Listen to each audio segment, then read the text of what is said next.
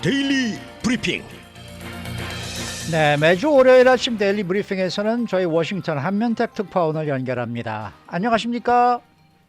네, 안녕하십니까. 워싱턴입니다. 네, 지금 뉴스를 보면은 보스턴과 뉴욕 쪽에 아주 폭설이 내렸던데 워싱턴 DC는 어떻습니까? 네, 이쪽은 거의 비켜 같습니다. 메릴랜드 동부 연안 쪽은 뉴저지가 바로 위고 또 그 위에 델러웨어, 뉴욕으로 연결되는 해안가 지역은 좀 많이 왔는데요. 워싱턴 DC는 당초 거기보다는 좀 적을 것으로 예보는 내는데 그나마 뒤로 섞이는 바람에 상당히 바로 녹아서 눈은 이번에 그렇게 크게 많이 온 것은 아니고요. 대신에 좀 기온이 좀 뚝 떨어져서 어제 그제 토요일이 가장 추웠습니다.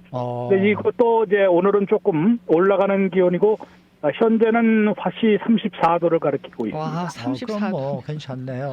34도면은 34도면은 거기서는 난리난 기온이겠지만은 여기는 상당히 포근한 날씨입니다. 저희 밤 영상이니까요. 저희는 밤 최저 기온이 45도, 50도 이렇게 되거든요. 네. 자, 그러나 저러나 이번 주에 워싱턴 연방의회가 이제 개회를 하게 됩니다. 우선 어떤 일들부터 좀 처리를 해야 될까요? 네, 크게 당면한 게 한 세네 개가 떠올랐는데요. 상원이 오늘부터, 하원은 내일부터 이제 문을 다시 엽니다만은 2월 18일 이전에 잘 아시는 대로 연방 예산안을 또 다시 마련을 해야 합니다. 보통 연방 예산안은 10월 1일부터 그 다음에 9월 30일까지 쓸 수 있는 예산을 12개를 좀 개별적으로 만들어야 갖고 승인을 해야 되는데요. 현재 연방 예산안 12개 가운데 하원에서는 9개는 승인됐습니다만 나머지 처리해야 되는데 상원에서는 1개도 승인을 하지 못하고 있습니다.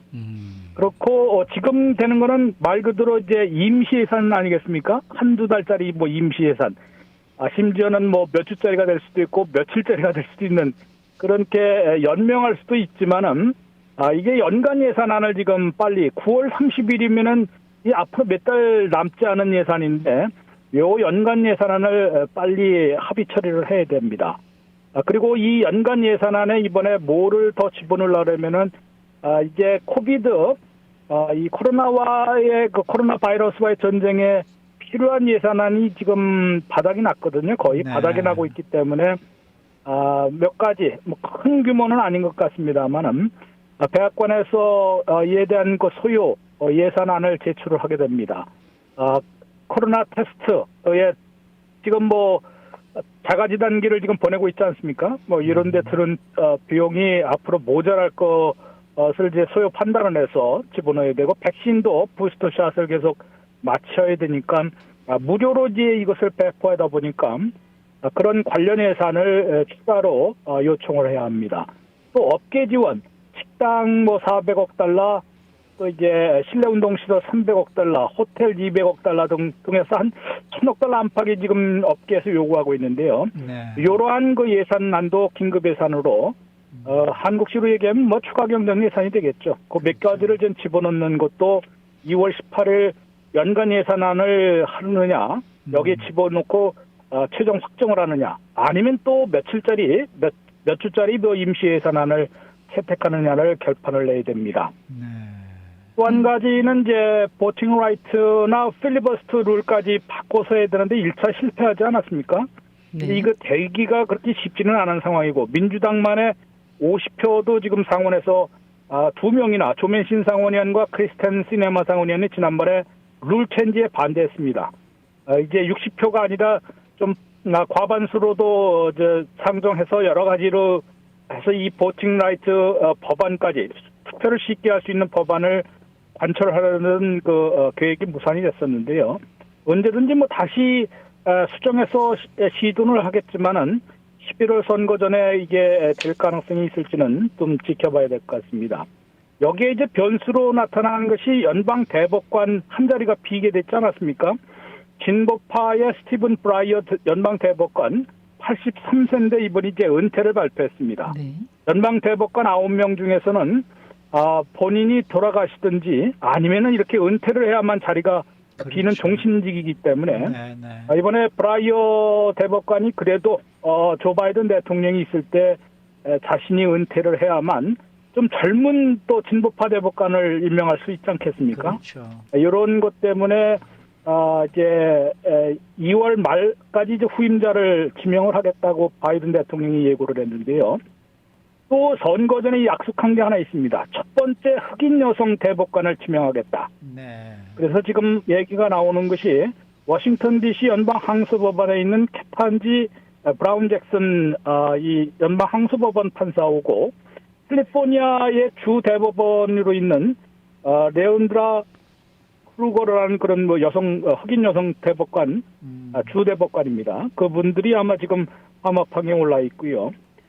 그런데 이 연방 대법관이 뭐 우리한테 그렇게 크게 이제 현안이 안 될 것 같은데도 어찌 보면은 블랙홀이 됩니다. 이 연방 대법관 지명 절차가 시작이 되면 다른 거를 다 집어삼키는 그런 상황이 되기 때문에 이른바 BBB, 더 나은 미국 재건 법안을 또다시 지연시키지 않겠느냐.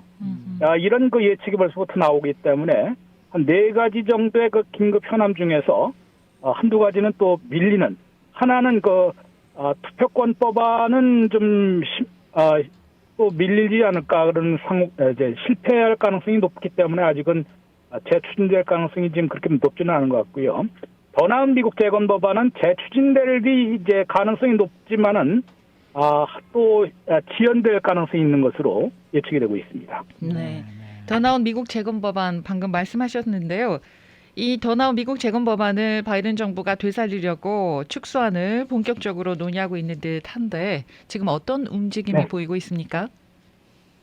네, 진보파 민주당 하원 의원들 진보 의원총회가 한 97명 정도 되거든요.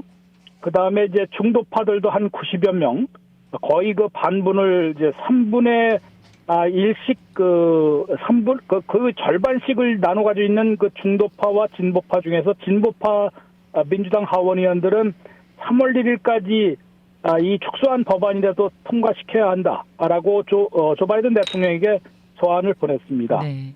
그런데 이제 3월 1일이 왜 3월 1일이냐? 3월 1일에 조 바이든 대통령이 첫 번째 연두교서를 발표하거든요. 네. 그날 밤에 이제 보통 9시에 연방의사당에서 상하원 합동회의에서 연설을 하기 때문에 그 전까지는 좀 통과시키라고 그러는데 좀 전에 말씀드린 대로 이 예산안부터 마련해야 되고 그렇기 때문에 이제 사실 3월 1일까지 통과시킬 수는 좀 상당히 어려울 것 같고요. 또 한 가지 이유로는 지금 이게 이렇게 되면은 조맨신 상원의원은 계속 물가와 연동해서 얘기를 하고 있습니다. 그 다음에 원점부터 다시 재출발해야 한다라고 얘기를 해서 처음부터 다시 시작한다면은 자신이 또 협상에 나서고 자신이 또 지지할 수 있을 것으로 입장을 밝히고 있습니다. 이러다 보니까 진보파 의원들도 버니 샌더스 상원의원 같은 경우는 그한테 더 이상 끌려가서는 안 된다. 그냥 부결되더라도 기록에 남기자. 이것을 다리 건 사람이 조맨신이라는 기록을 남기자라고 했는데 지금 다소 감정적인 대응일 것 같고요. 그 정도까지는 안 되고 모든 민주당 의원들의 대부분은 조맨신 상원의원이 지지하는 것을 그대로 그냥 승인하자. 이렇게 얘기를 하고 있기 때문에 거의 또 그 사람의 조맨신 상원의원의 입장이 상당히 또 중요한 것으로 드러났고요.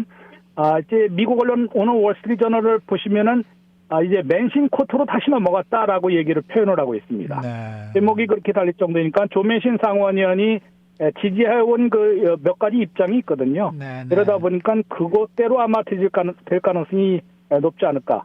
시기는 그런데 조맨신 상원의원은 서두르는 거를 좀 싫어하고 있습니다. 왜냐하면 이제 물가 급등부터 무슨 잡아야 된다는 것이기 때문에 지금 물가 급등이 3월까지 잡기가 좀 사실 어렵거든요. 어렵죠. 그러다 보면은 적어도 6월 또는 9월까지 지연되지 않을까라는 그런 관측도 나오고 있습니다. 네. 그러니까 지금 현재 미국에서 가장 파워가 있는 사람은 조맨신 상원의원이네요. 진짜로 웨스트버지니아 출신 아닙니까? 글쎄요. 웨스트버지니아 하면은 그렇게 파워풀하고 또 뭐 부유한 그런 주가 아니기 때문에 정말로 그 존재감이 없을 것 같은데 그 매번 지난번에 로버트 버더 상원의원도 얼마나 또 파워풀한 상원이었습니까? 글쎄 말이야. 세출위원장으로서 뭐 이 버즈 룰이라는까지 그 나올 정도로 상당한 파워를 행사했는데 그 후임으로 들어선 사람이 지금 조맨신 상원의원이 웨스트버지니아 주지사를 지낸 다음에 상원의원이 됐는데 이 50대 50이다 보니까 한 명이라도 이탈하면 안 되지 않습니까? 그렇죠. 이러다 보니까 또 이제 애리조나주의 그 크리스티안 시네마 상원의원도 있지만은 이 조 맨신 상원의원을 잡지 않고서는 아무것도 지금 할 수 없는 그런 상황이다 보니까 조 맨신 상원의원 안에 그 끌려갈 수밖에 없는. 그런데 분명히 조 맨신 상원의원이 자기가 대표하는 웨스트버지니아의 이익이 최대로 돌아가는 법안을 좀 마련을 하라고 주장을 하지 않겠습니까? 그렇겠죠. 그것까지는 이해하는데 무조건 또 엄청나게 색다르게 돌출된 그런 제안을 하지는 않고요.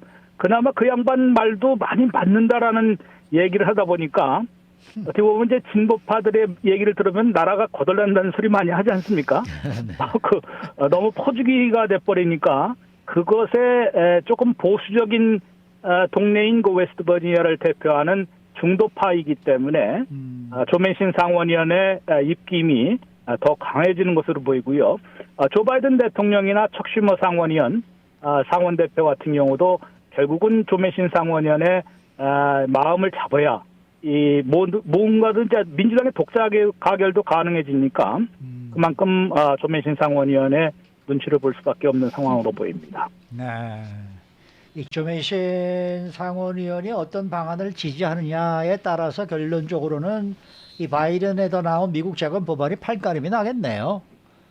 네, 지난번 12월에도 사실은 그 조맨신 상원의원이 백악관에 자기의 카운터 오퍼를 제출했다고 하지 않았습니까? 그랬죠. 그렇기 때문에 대략적인 원점부터 재출발한다고 하더라도 크게 세 가지는 뭐 거의 합의점을 찾을 수 있는 그런 상황입니다. 물론 디테일에서 조금 조정이 가능하더라도요.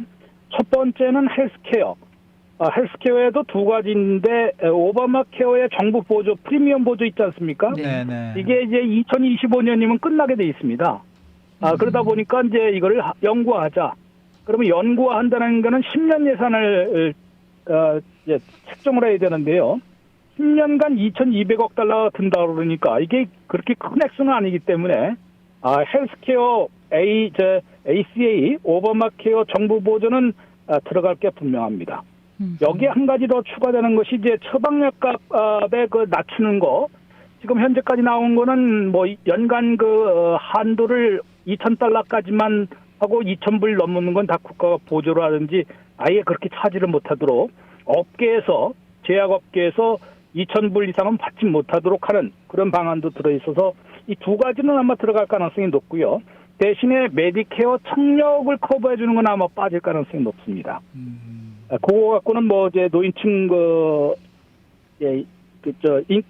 인기나 지지를 얻기가 그렇게 큰 규모가 아니기 때문에 어르신들이 지금 치과 커버를 가장 바라지 않겠습니까? 그렇죠. 네. 이게 도움이 많이 들어가니까 그거를 이제 나눠서 세 가지 중에 하나만 하라고 하는 것인데 그건 꼼수니까 아예 빼버리자라고 얘기하고 있고요. 네.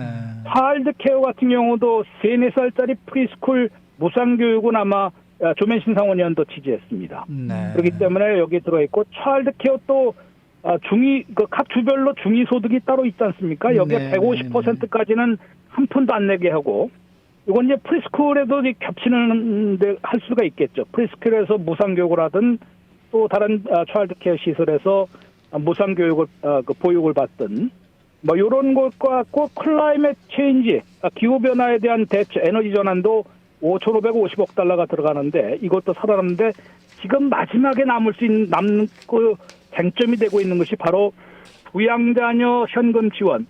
그러니까 차일드 텍스 크레딧입니다. 네. 네. 차일드 텍스 크레딧이 이게 워낙 돈이 많이 들기 때문에 네. 1년에 1,850억 달러가 들거든요. 네. 3,900만 가구에 6,500만 명의 부양자녀들에게 돈을 지급하는 것이기 때문에 연간 3,600달러 또는 3,000달러이기 때문에 상당히 돈이 많이 듭니다. 그런데 이제 그래서 1년만 연장을 더 하겠다 그러는데 조매신 상원의원이 이걸 10년 비용으로 산정해야지 그건 꼼수다 라면서 반대를 했기 때문에 이게 안 된 것이거든요. 네, 네. 이걸 뭐 한 3년 쪽으로 줄이든지 조매신 상원의원이 7만 5천 달러, 15만 달러 그거는 그대로 유지했는데 문제는 한 가지 있습니다.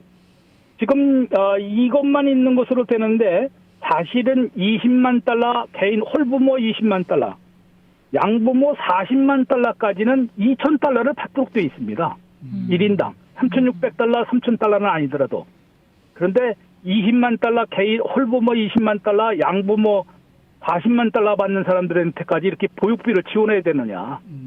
이게 이제 조매신 상원의원이 내거는 것이거든요. 네네. 요거는 민주당 의원들도 지지할 수가 있기 때문에 요것만 합의점을 찾으면은 요것까지 포함해서 아마 네. 조절이 돼서 가능성이 있을 것으로 보입니다. 네. 오늘 말씀 잘 들었습니다. 네, 고맙습니다. 지금까지 워싱턴 한면택 특파원이었습니다.